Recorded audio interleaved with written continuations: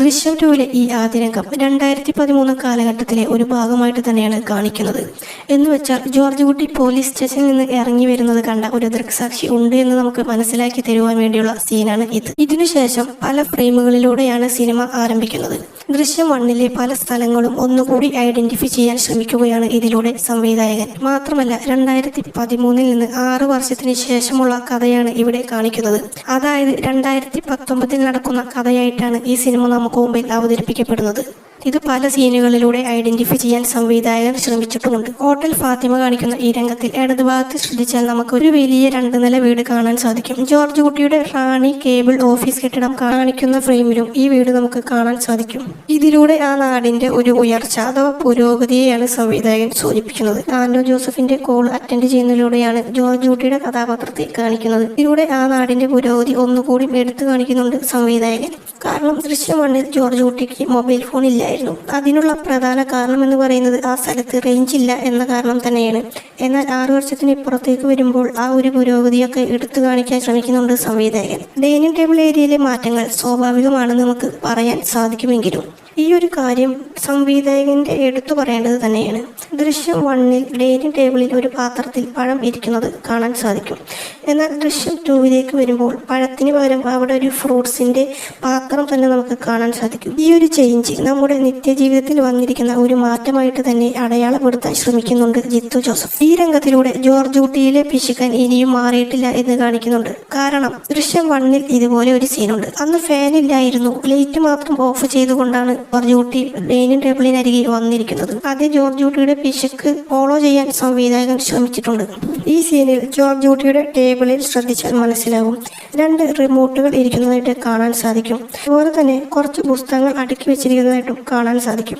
ദൃശ്യം 1-നെ സംബന്ധിച്ച് സിനിമകൾ മാത്രം കണ്ടിരുന്ന ജോർജ് കുട്ടി ദൃശ്യം 2-ലേക്ക് എത്തുമ്പോൾ പുസ്തകങ്ങൾ കൂടി വായിക്കുന്ന ജോർജ് കുട്ടിയെ അവിടെ കാണിക്കാൻ ശ്രമിക്കുന്നുണ്ട് സംവിധായകൻ. ശേഷം സിദ്ദീഖ് വന്നിരിക്കുന്ന ഈ രംഗത്തിൽ സിദ്ദീഖിന്റെ പിന്നിലായിട്ട് നോക്കിയാൽ മനസ്സിലാകും ഗാനഗന്ധർവൻ എന്ന സിനിമയുടെ പോസ്റ്ററും മനോഹരം എന്ന സിനിമയുടെ പോസ്റ്ററുമാണ് അവിടെ കൊടുത്തിരിക്കുന്നത്. ഇവിടെ ആൻഡോ ജോസഫ് വിളിച്ചത് ഗാനഗന്ധർവൻ എന്ന സിനിമയുടെ റിലീസ് മാറ്റിവെച്ചതായിട്ട് പറയാനാണെന്ന് നമുക്ക് അനുമാനിക്കാവുന്നതാണ്. ഫാമിലി പടമാണ് ഇപ്പോൾ കളിക്കുന്നതെന്നും പറയുന്നുമുണ്ട്. അതിലൂടെ മനോഹരം എന്ന ചിത്രമാണ് ഇപ്പോൾ ആ തിയേറ്ററിൽ കളിക്കുന്നതെന്ന് നമുക്ക് മനസ്സിലാക്കാൻ സാധിക്കും. ഇത് മറ്റൊരു സീനിലെ ചായക്കടയുടെ മുന്നിലെ പോസ്റ്റർ ശ്രദ്ധിച്ചാൽ ഒന്നുകൂടി ഉറപ്പിക്കാവുന്ന കാര്യം തന്നെയാണ്.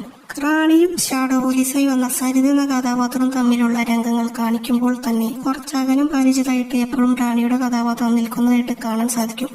ഇതിനർത്ഥം ആ വീട്ടിൽ അവർ ഇതുവരെ കയറിയിട്ടില്ല എന്നതിനുള്ള ഒരു ഉദാഹരണം കൂടിയാണ്. മാത്രമല്ല വീടിനുള്ളിലേക്ക് പ്രവേശിക്കാൻ പറ്റാത്ത ഒരു സാഹചര്യം സൃഷ്ടിക്കുക തന്നെയാണ് ഷാഡോ പോലീസും അവിടെ ചെയ്തിരിക്കുന്നത്. ഒരുപക്ഷെ വീട്ടിൽ റാണിയും ജോർജ് കുട്ടിയും ഒക്കെ കയറുന്ന അവസ്ഥയുണ്ടായാൽ അവരുടെ രഹസ്യ നീക്കങ്ങളൊക്കെ ഇവർ അറിഞ്ഞു എന്ന് വരാം. അത് ഇല്ലാതാക്കാനാണ് ഇതുപോലെ കള്ളുകുടിയനായിട്ട് അഭിനയിക്കുന്ന രംഗവും.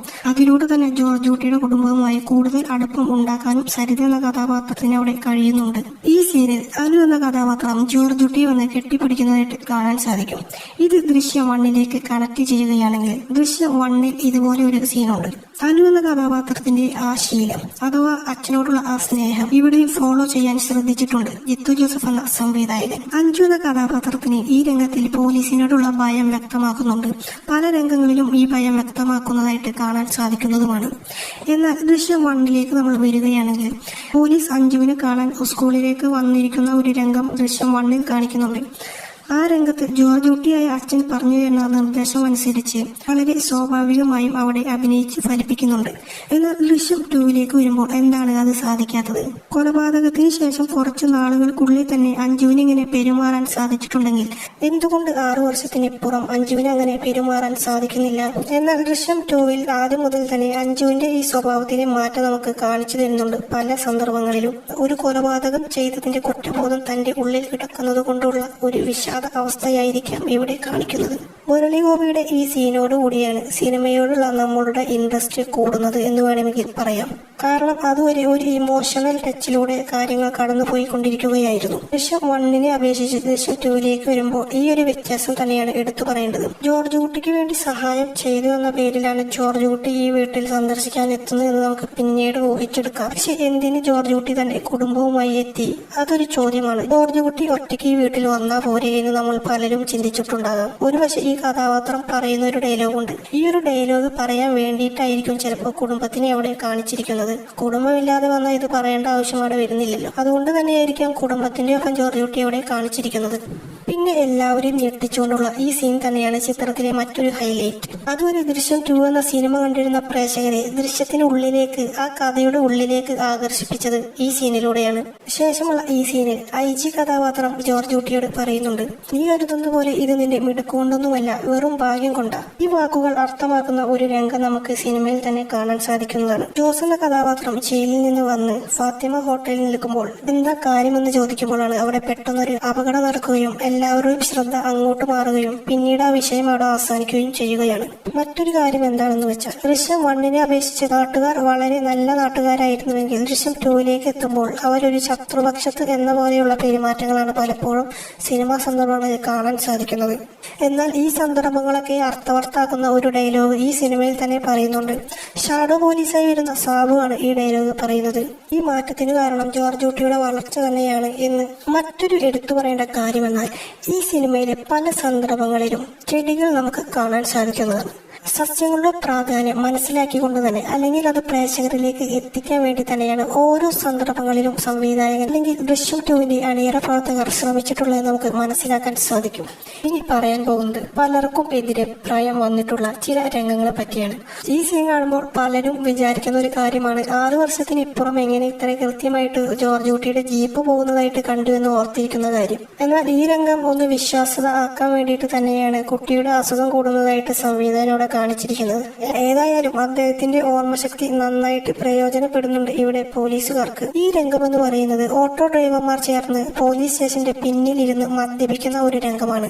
പോലീസ് സ്റ്റേഷനിൽ ഉള്ളിൽ നടക്കുന്ന ഒരു കാര്യം ഇവർ കേൾക്കുന്നതായിട്ടാണ് ഈ രംഗം ചിത്രീകരിക്കപ്പെട്ടിരിക്കുന്നത്. എന്നാൽ ഈ രംഗം ഒരു മിസ്റ്റേക്കായിട്ട് നമുക്ക് വേണമെങ്കിൽ എടുത്തു പറയാം. കാരണം ഒരു മതിലിനിപ്പുറമാണെങ്കിൽ കൂടിയും പോലീസ് സ്റ്റേഷന്റെ പിന്നിലിരുന്ന് മദ്യപിക്കുന്നത് ഒരു അസ്വാഭാവികതയായിട്ട് നമുക്ക് തോന്നാം. മാത്രമല്ല സിനിമയുടെ തുടക്കത്തിൽ പഴയ പോലീസ് സ്റ്റേഷനും നമുക്ക് കാണാൻ സാധിക്കും. പഴയ പോലീസ് സ്റ്റേഷന്റെ പിന്നിലെങ്കിലും ഇവർക്ക് പോയി ഒന്ന് മദ്യപിച്ചുകൂടെ? പുതിയ പോലീസ് സ്റ്റേഷൻ തന്നെ നിർബന്ധമുണ്ടോ എന്ന് നമുക്ക് ചിന്ത വരാം. മറ്റൊരു കാര്യമെന്നാൽ സ്ഥിരമായി അല്ലെങ്കിൽ പലപ്പോഴായി ഇവിടെ തന്നെയാണ് മദ്യപിക്കാറുണ്ട് എന്നത് കാണിച്ചു തരാൻ അവിടെ കുറച്ച് കുപ്പികളും പഴയ ഗ്ലാസുകളും ഒക്കെ കിടക്കുന്നതായിട്ട് കാണാൻ സാധിക്കും. ഈ കാര്യങ്ങളൊക്കെ സംവിധായകൻ ഡീറ്റെയിൽ ചെയ്യാൻ ശ്രമിച്ചിട്ടുണ്ടെങ്കിൽ കൂടിയും സ്വാഭാവികമല്ലാത്ത ഒരു കാര്യമായിട്ട് തന്നെ നമുക്ക് കണക്കാക്കാവുന്നതാണ്. ഒരുപക്ഷെ ജനമൈത്രി പോലീസ് സ്റ്റേഷൻ ആയതുകൊണ്ടായിരിക്കാം ഇവർ ഒരു കൂസലുമില്ലാതെ പോലീസ് സ്റ്റേഷന്റെ പിന്നിലിരുന്ന് മദ്യപിക്കുന്നത് നമുക്ക് വേണമെങ്കിൽ അനുമാനിക്കാം. ഫോറൻസ് വിദഗ്ധർ വന്ന് ആ ബോൺസൊക്കെ എടുത്തു കൊണ്ടുപോകുന്ന രംഗം ഇത്രയും സിമ്പിളായി ഒരു കടലാസ് പെട്ടിയിലാക്കിയിട്ടാണോ ഈ ബോൺസൊക്കെ കൊണ്ടുപോകുന്നതും അതുപോലെ അത് സൂക്ഷിക്കുന്നതും? എന്നാൽ ഇതിനുള്ള മറുപടിയായി ജിത്തു ജോസഫ് എന്ന സംവിധായകൻ പറയുന്നത്, കേരളത്തിലെ പല സ്ഥലങ്ങളിലും ഇങ്ങനെയാണ് ഈ കാര്യങ്ങൾ കൈകാര്യം ചെയ്യുന്നതെന്നാണ് അറിയാൻ സാധിച്ചത്. അതുകൊണ്ട് തന്നെയാണ് ഇത്തരത്തിൽ ഷൂട്ട് ചെയ്തതുമെന്നാണ് അദ്ദേഹം പറയുന്നത്. മറ്റൊരു കാര്യമെന്നാൽ സെക്യൂരിറ്റി ജീവനക്കാരൻ അന്ന് ലീവ് ആവാതിരുന്നതും അദ്ദേഹം 2 വർഷമായിട്ട് ഇവിടെ തന്നെ തുടരുന്നതും ജോർജ് കുട്ടി എന്ന വ്യക്തിക്ക് കാര്യങ്ങൾ എളുപ്പമാക്കി കൊടുത്തു എന്ന് പലരും ചിന്തിച്ചേക്കാം. എന്നാൽ ഇതിനുള്ള ഒരു സംവിധായകന്റെ മറുപടിയായി തന്നെ ഇതിലൊരു സീൻ കാണിക്കുന്നുണ്ട്. ആ സീനിൽ പറയുന്ന ഡയലോഗ് എന്താണെന്ന് വെച്ചാൽ, മാറ്റിയ ക്ലൈമാക്സിൽ ഇത്തിരി റിസ്ക് എലമെന്റ്സ് ഉണ്ട്, എന്നാൽ നായകന് ഭാഗ്യം ഉണ്ടാവുകയും വേണം. ഇത് ദൃശ്യം 2 എന്ന സിനിമയെ ഉദ്ദേശിച്ച് തന്നെയാണ് സംവിധായകൻ അവിടെ രേഖപ്പെടുത്തിയിരിക്കുന്നത്. എന്നിരുന്നാലും ആദ്യ തവണ കാണുമ്പോൾ തന്നെ ഈ ചിന്തകളൊന്നും നമ്മുടെ മനസ്സിൽ വരത്തക്ക രീതിയിൽ തന്നെ നല്ല ഒരു അനുഭവം തന്നെയാണ് ദൃശ്യം 2 എന്ന സിനിമ. അതുതന്നെയാണ് ഈ ചിത്രത്തിന്റെ ഏറ്റവും വലിയ വിജയവും. ഒറ്റ നോട്ടത്തിൽ എനിക്ക് കണ്ടെത്താൻ കഴിഞ്ഞ ചില കാര്യങ്ങൾ മാത്രമാണ് ഇവിടെ നമ്മൾ പ്രതിപാദിച്ചിട്ടുള്ളത്. അപ്പോൾ നിങ്ങൾക്ക് ഈ വീഡിയോ ഇഷ്ടമായെന്ന് കരുതുന്നു. ഈ വീഡിയോ ഇഷ്ടമായ ലൈക്ക് ചെയ്യുക, സബ്സ്ക്രൈബ് ചെയ്യുക. അതുപോലെ നിങ്ങൾ കണ്ടെത്തിയ രഹസ്യങ്ങളും നിങ്ങളുടെ വിലയേറിയ അഭിപ്രായങ്ങളും കമന്റ് ചെയ്യുക. അടുത്ത ഒരു വീഡിയോയുമായി കാണുന്നതുവരെ ഗുഡ് ബൈ.